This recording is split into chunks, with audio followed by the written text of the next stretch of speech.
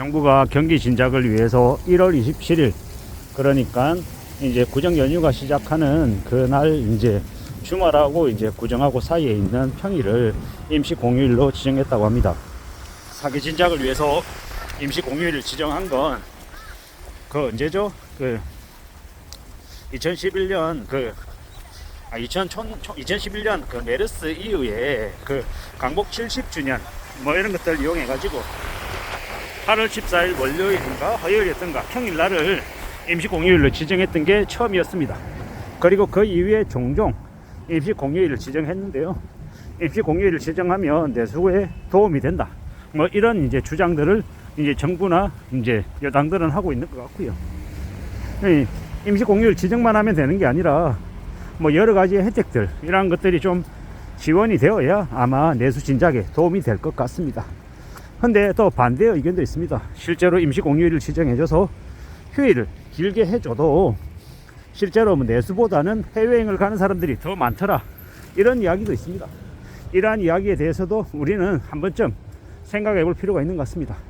지금도 경기가 안 좋다, 내수가 침체다, 되게 이런 얘기를 많이 하는데 인천공항에 가면 사람들이 여전히 많답니다.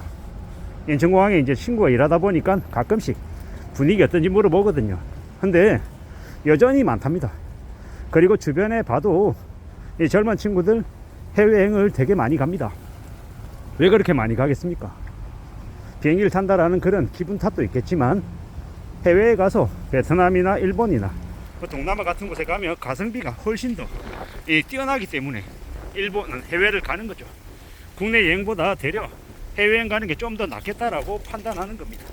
저도 이제 저희 집이 이제 4명이다 보니까 이제 국내 여행, 예를 들어 강원도를 간다. 강원도 한 2박 3일 가면 얼마 나올 것 같습니까?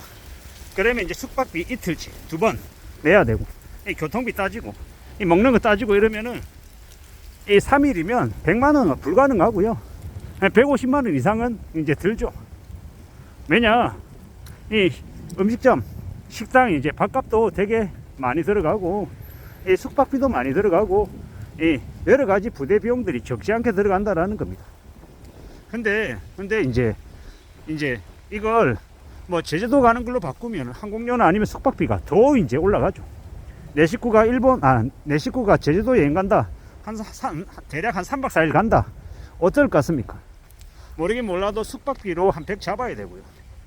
그리고 이제 비행기 값 4명이니까 4명 비용 잡고 이러면은 아마 3박 4일 이러면은 제주도 갔다 온다라고 하면 250만원, 훨씬 그 이상도 생각해야 될지도 모른다라는 겁니다. 200만원 안에 거의 불가능이죠.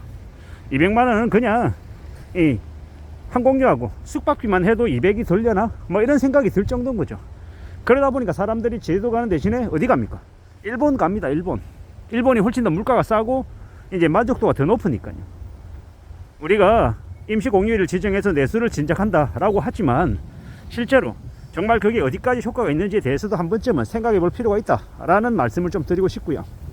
임시 공휴일을 통해서 내수 진작하려고 하는 이 정부의 의지, 마음 이런 것들은 충분히 이해가 가죠. 근데 지금 내수 침체되는 이 근본적인 이유가 뭡니까?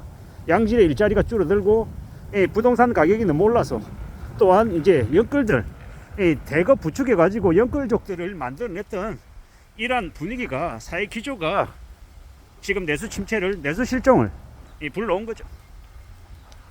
이에 대해서 누가 잘했다 잘못했다 뭐 이런 얘기도 분명히 가리는 게 필요하고, 또한 이 부동산 위주의 이 부동산 불패 신화가 이제 더 이상 유효해서는 안 된다라는 것. 건설업계, 시행사, 그네들만 잘 먹고 잘 사는 분위기를 만들어 놓으니까 나머지 사람들 전부 다 빚쟁이 돼 가지고 쓸 돈이 없어서 정상적인 생활을 못 한다라고 얘기하는 건 정말 누가 보더라도 비정상이죠. 그리고 왜 아파트는 짓기도 전에 팝니까? 말이 안 되잖아요. 후분양 해야죠. 만들어진 물건, 하자 없는 물건을 이 제값을 주고 파는 게 맞다라는 겁니다. 그렇게 움직여져야 된다라고 저는 보는 겁니다. 앞으로 우리가 살아가는 시대, 우리가 살아가는 이 세상이 결코 수월하지 않죠. 만만하지 않습니다. 되게 힘들고 되게 빡빡하고 되게 어려운 지경에 놓여 있다라는 것도 우리는 명심할 필요가 있겠다라는 겁니다. 이런 시대, 이런 상황에 우리가 어떻게 살아가야 안전하게 살아가겠습니까? 정부는 임시 공휴일을 지정할 만큼 되게 내수가 안 좋아서 되게 우려하는데 그럼에도 불구하고 이 자꾸 대출로 빚내서 뭔가를 하게끔 조정하는 이러한 정책들이 좀 근본적으로 바뀌어야 된다라고 생각합니다. 청년들 주거 관련한 비용 지원한다. 대출이자 감면해 주는 게 지원입니다. 그러지 마라. 차라리 청년들을 위한 이 아파트를 짓든 공공임대주택 물량을 늘려라. 그런 얘기를 하고 싶은 거죠. 보증금 낮게 하든 아니면 월세 부담 적게 해서 할 수 있는 실물 부동산을 제공해라. 그런 얘기를 하고 싶은 거고요. 또한 이 건설업계든 시행사든 교수나 아니면은 거기 뭐 이해관계자들 전부 다 해먹는 이 언론계도 마찬가지고 상납하고 헤쳐먹고 자기들끼리 온갖 이 지랄 발광하는 그런 정관예우 좀 없애라.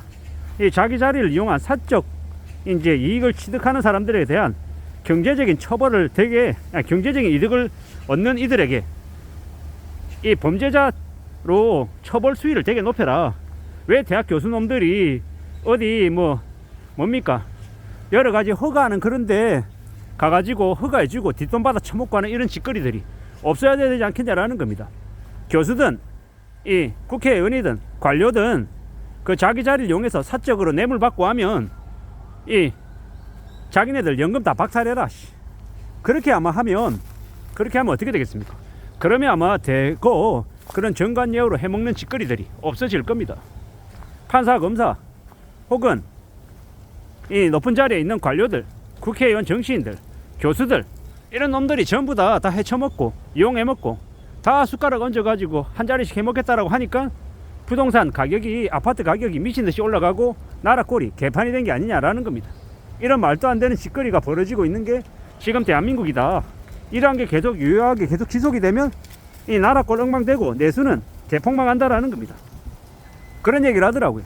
일본이라고 하는 나라는 잃어버린 30년 들어가기 전에 이 사람들의 현금 자산 비율이 38%, 지금 한국은요 12%인가 13%밖에 안 된답니다.